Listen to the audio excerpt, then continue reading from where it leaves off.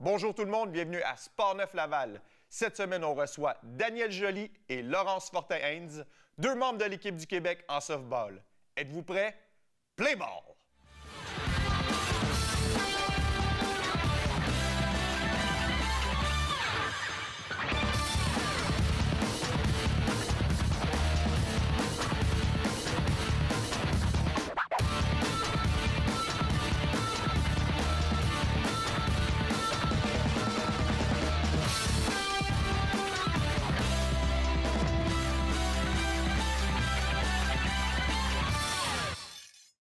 Bonjour Daniel, bonjour Laurence. On va commencer un peu parler de votre cheminement dans le monde de la softball. Daniel, je vais commencer avec toi.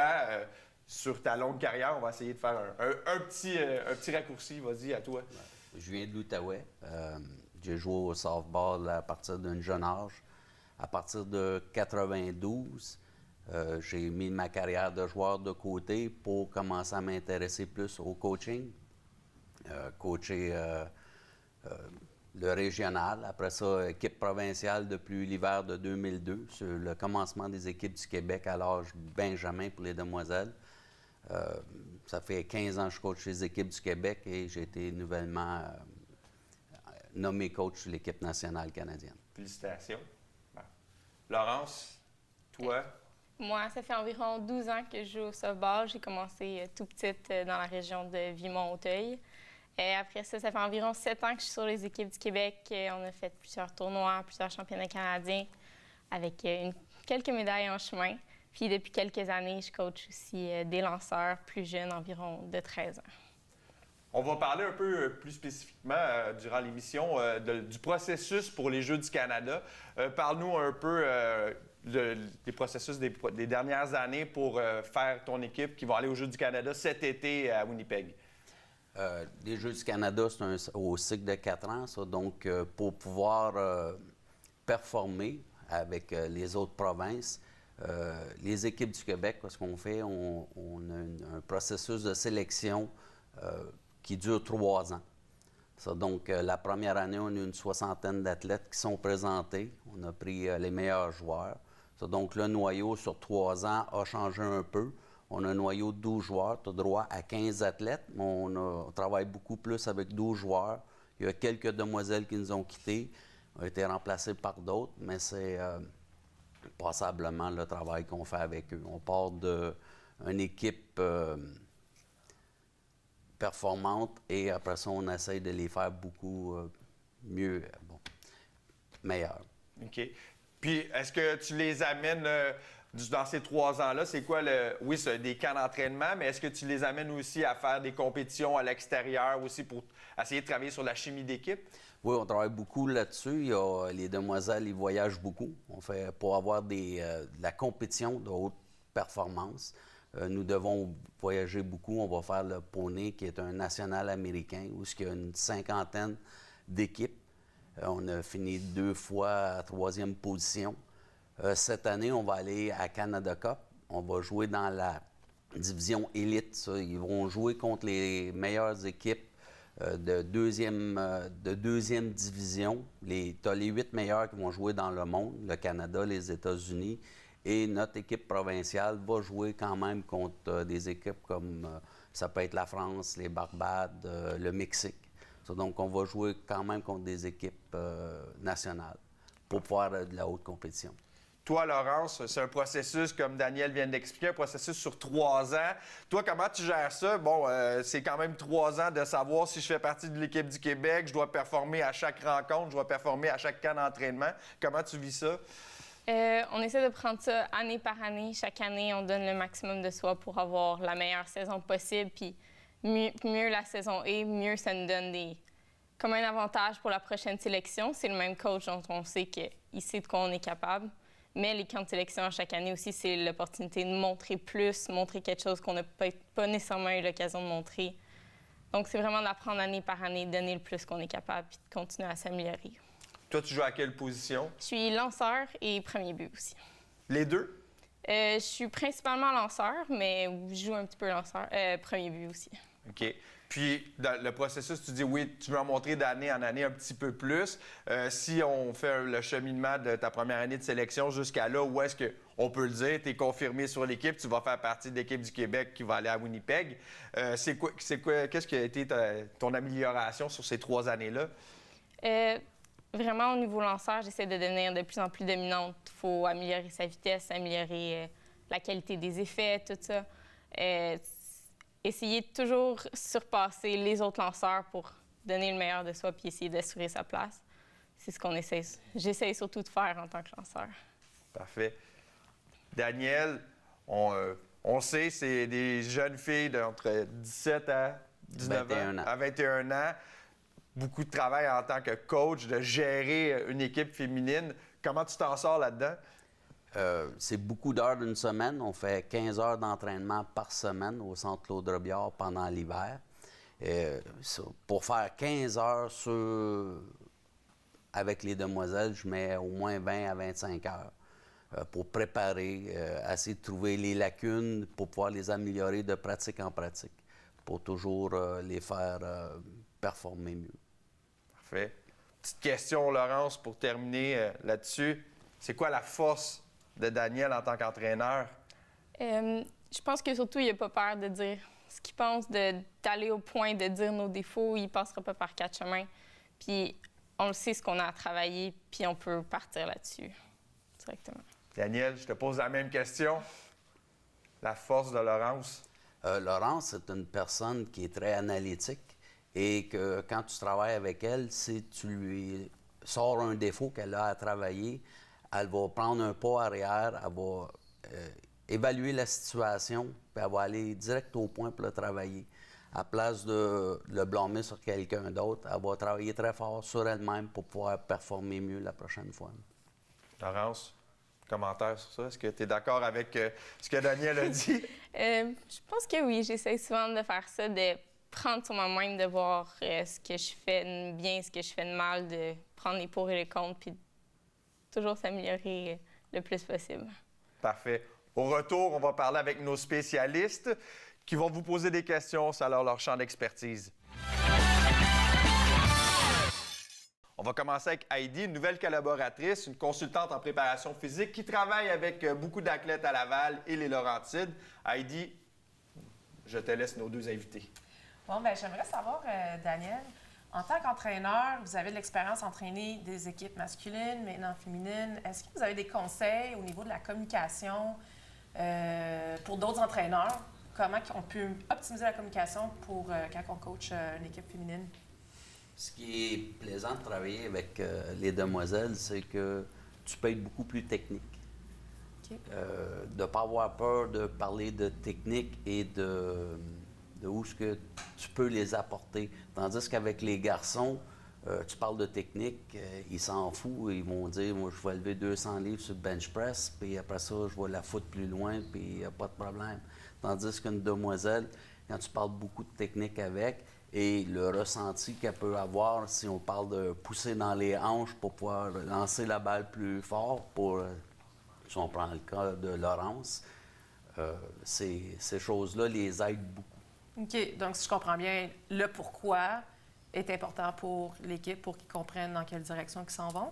Exactement. Okay. Ils veulent savoir le pourquoi, le pour qui, le comment, toutes les fois. Oui, oui, absolument.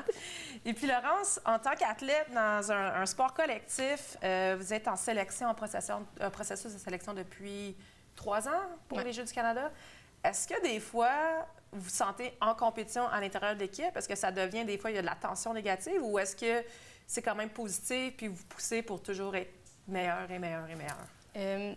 Surtout, le groupe de filles qu'on est, ça fait encore plus longtemps qu'on joue ensemble. Mais le noyau, ça fait quasiment 7 ans qu'on joue ensemble sur les équipes du Québec. Donc, on a appris à utiliser cette compétition-là positivement. Je pense qu'on essaie de se pousser, puis on n'est pas trop...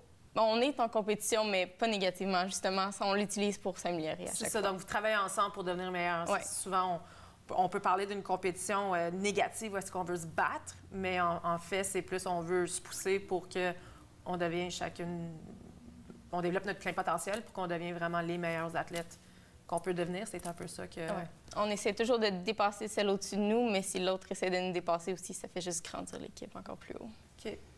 Heidi, moi, j'ai une question pour toi. Dans des processus comme ça, avec des athlètes, surtout dans des équipes, toi, tu viens d'en parler un peu. Comment tu travailles avec, si c'est un athlète qui est dans un sport d'équipe, à savoir l'athlète qui doit, oui, performer en essayant d'être meilleur que la personne qui a la même position que lui, mais tout en étant encore un coéquipier? Oui, bien, j'essaie beaucoup de parler avec les athlètes au niveau de la compétition que c'est pas personnel. On a des objectifs, donc on peut avoir des discussions en tant qu'équipe, aussi à l'individuel, où est-ce qu'on discute de nos objectifs, dans quelle direction qu'on veut aller dans notre carrière, qu'est-ce que ça prend pour s'y rendre. Puis si on regarde nos coéquipières comme qu'il y a un aspect négatif au niveau de la compétition, souvent ça va juste rajouter de la pression, augmenter le niveau de stress. Donc, en fin de compte, on va moins bien performer.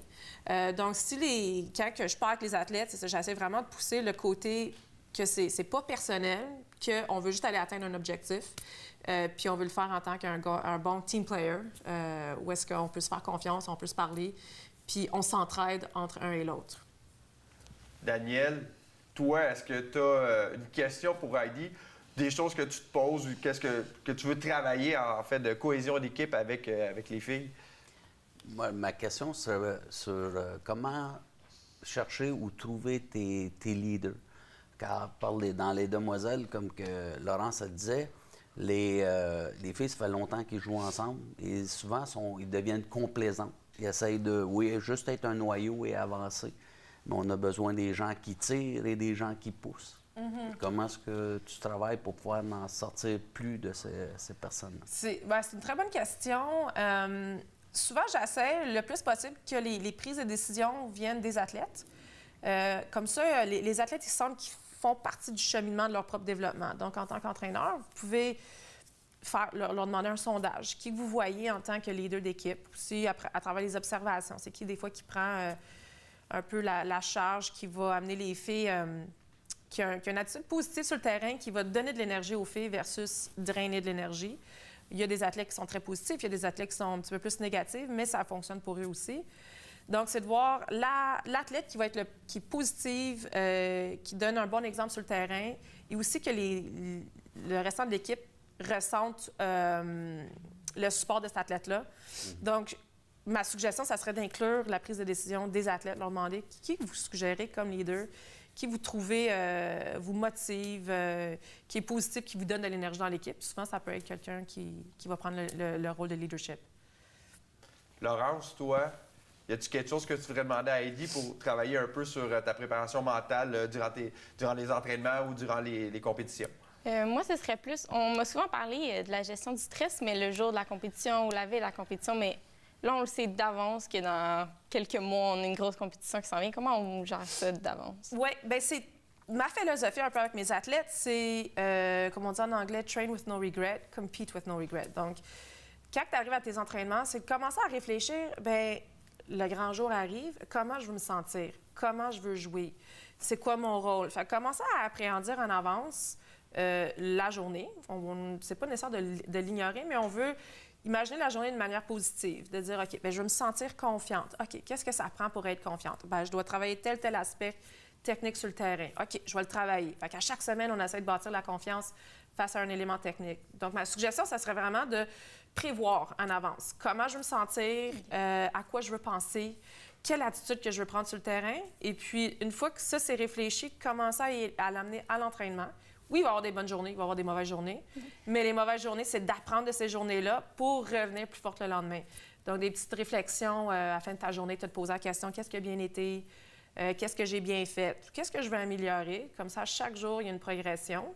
On ne veut pas juste...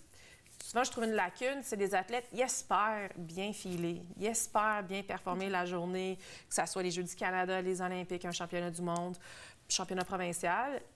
Mais c'est quand même dans ton contrôle sur comment tu veux te sentir. C'est sûr, tu ne peux pas contrôler si tu vas avoir une gastro. Je te le souhaite pas. Mais tu peux quand même contrôler l'état d'esprit. Donc, aussi, gestion de stress, c'est souvent bâtir la confiance face à cette journée-là. Savoir qu'on est capable de bien jouer. Peu importe le résultat, on va être fiers de nos performances. Parfait. Au retour, on va parler de performance, mais les performances physiques avec Maryse. Alors, Daniel, tu parlais de technique tantôt. Tu disais qu'avec les filles, c'est facile de faire la technique. Est-ce que c'est la même chose en préparation physique? Tu as aussi de facilité avec les filles de leur faire travailler le conditionnement physique? Non, parce qu'ils veulent pas avoir l'air comme des gars. À la fin, ils veulent pas être musclés comme les gars. Ça, donc, faut être quand même travailler de finesse, faire de la musculation et de la préparation physique, mais en même temps, pas qu'ils prennent trop de masse musculaire. Alors, on va s'entretenir là-dessus. Maryse, qu'est-ce que tu as à dire sur la musculation et les filles qui ne veulent pas ressembler à des garçons musclés? Ah, c'est un beau mythe qu'on retrouve là, c'est intéressant. C'est effectivement un défi de défaire un peu ce préjugé-là par rapport à la musculation. Est-ce que c'est quelque chose que toi, tu vis, Laurence? Je le vis pas trop encore. Je sais que, surtout en ce moment, on a changé de facette musculaire qu'on travaille. On travaille plus en explosivité.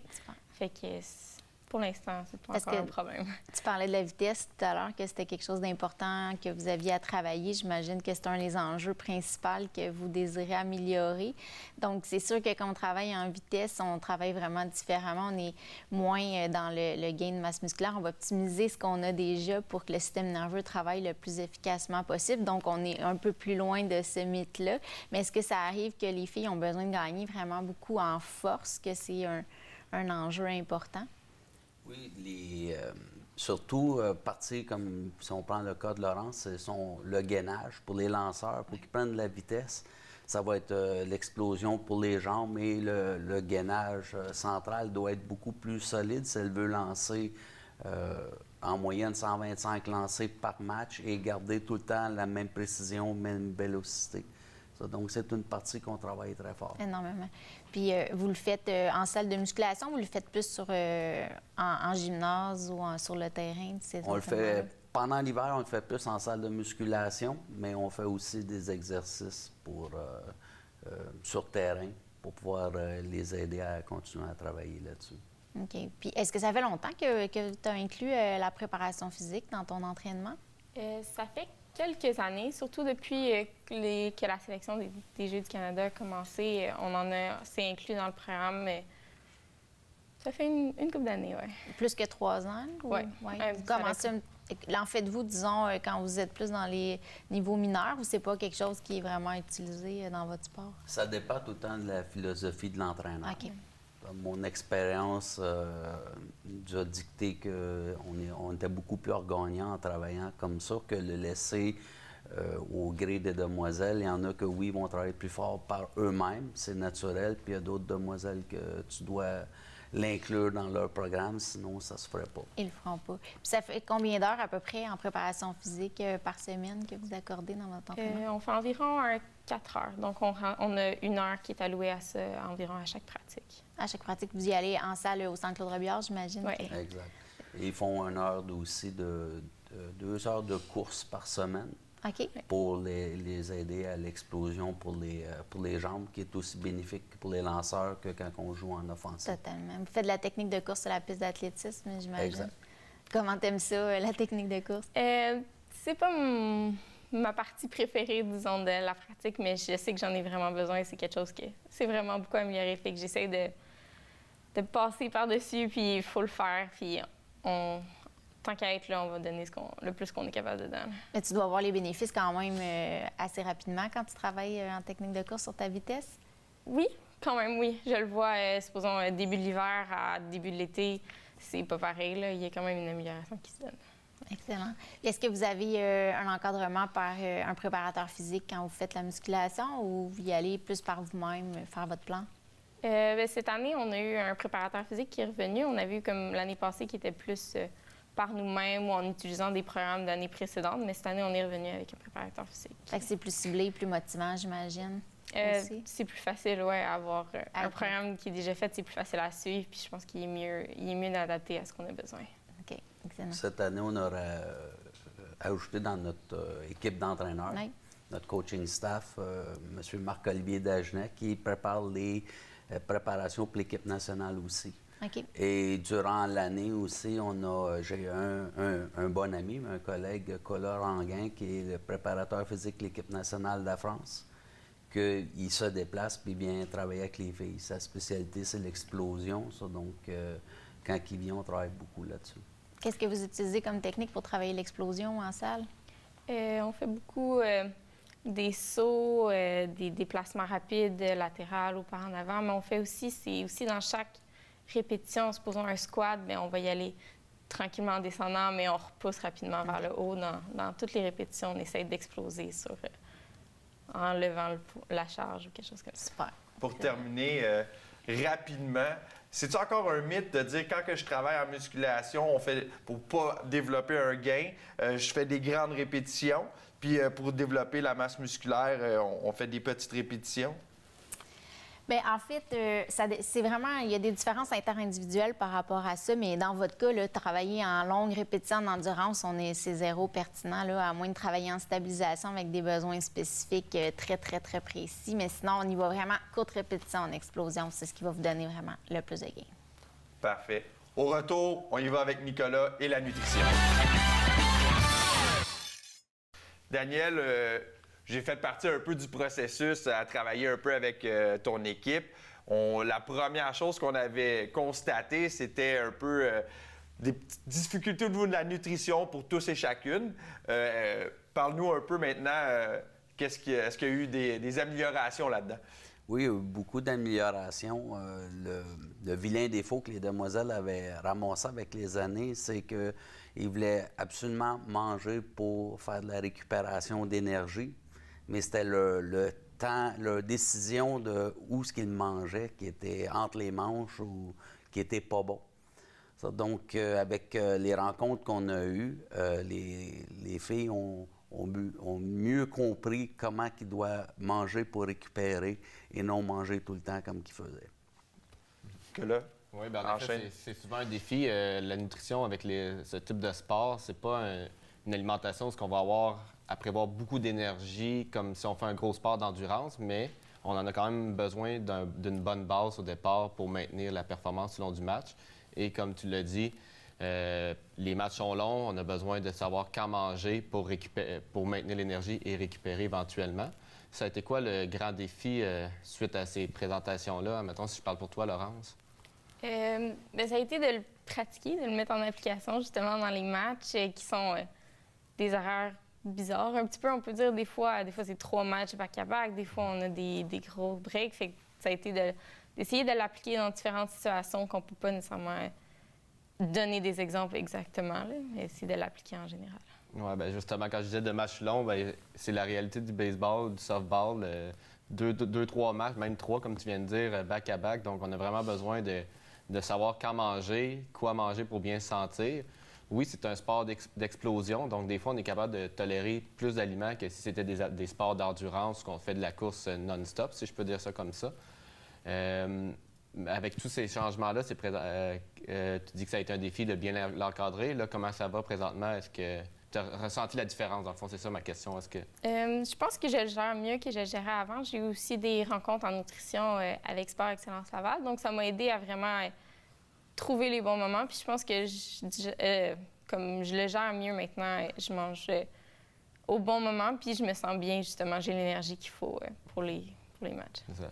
Laurence parle d'énergie. J'imagine que tantôt on parlait, si je prends vu que tu es lanceuse, je vais prendre cet exemple-là. On parlait de maintenir le niveau de performance, lancer des 125 lancés dans un match. Est-ce que tu as remarqué que tes lanceuses ou tes joueuses auraient réussi à mieux performer avec la nutrition?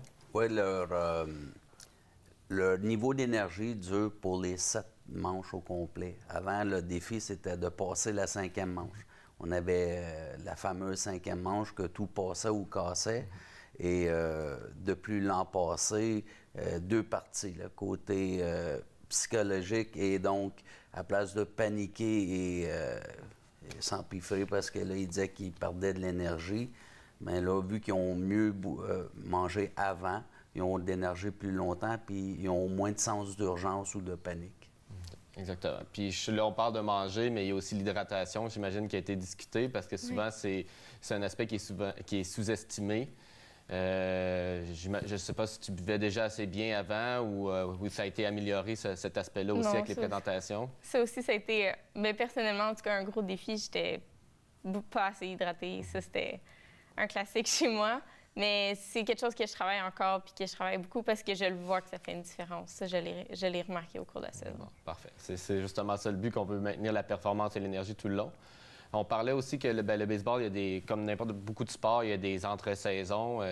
À chaque année, tu as mentionné au début que tu voulais arriver au camp d'entraînement puis montrer qu'est-ce que tu étais capable de faire, la progression que tu avais eue. Donc, au niveau de l'alimentation, dans l'entre-saison, comment ça va là-dessus? Parce que je sais que c'est un plan complètement différent. Donc, comment ça va? C'est vrai que c'est complètement différent, surtout si on a une pause dans les pratiques, dans les entraînements. On continue à manger comme quand on s'entraînait beaucoup. On a faim, on a besoin d'énergie, sauf que là, on n'a plus la même dépense d'énergie. Donc, on fait attention, il faut bien le gérer. Là. Des fois, on se lâche un petit peu, puis faut vraiment revenir dessus. Oui, parce qu'on veut maintenir le poids, en effet, tout en développant la masse musculaire avec les entraînements en musculation, justement, en puissance. Fait que c'est vraiment un menu qui est complètement différent. C'est pour ça que vous avez eu des présentations, tu as rencontré une nutritionniste pour justement expliquer l'alimentation, le plan pendant la saison et le plan dans l'entre-saison. Parfait. Daniel, Laurence, merci beaucoup. J'espère que vous allez revenir de Winnipeg avec une médaille au cou. En or, ça sera encore plus beau. Mais j'espère vraiment de revenir avec vous, d'avoir atteint vos objectifs. Merci beaucoup à vous. Je vous invite à nous suivre sur notre page Facebook ainsi que sur notre Twitter. Et je vous laisse avec une superbe citation de Monsieur Baseball, Yogi Berra. C'est pas fini tant que c'est pas fini. Merci, bonne semaine.